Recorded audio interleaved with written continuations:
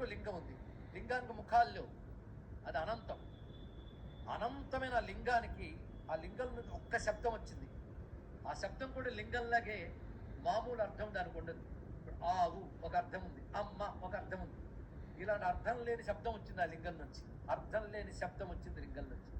కానీ అర్థం లేని అనకూడదు, అంత తేలిగ్గా అర్థం కాని అంటే సరిపోతుంది. ఇక్కడ ఆ శబ్దం ఏంటో తెలుసా? ఓం. అది ఏర్పడింది ఇక్కడ. ఆ లింగం శబ్దం ఏమిటి? ఓం.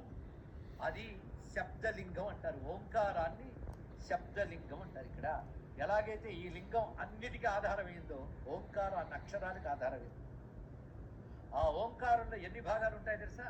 ఓం అని నేను అన్నామే కానీ అనడానికి ఒక్క ముద్దది, కానీ దాని పార్ట్స్ మీరు డివైడ్ చేస్తే 5 వస్తాయండి. అందులో అకార, ఉకార, మకార, బిందు, నాద.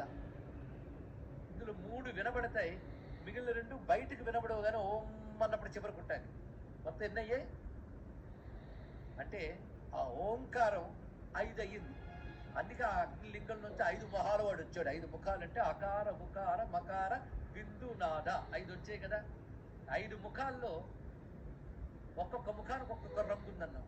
ఈ రంగుల గురించి ఆలోచిద్దాం. తెలుపు సత్వగుణం, ఎరుపు రజోగుణం, నలుపు తమోగుణం.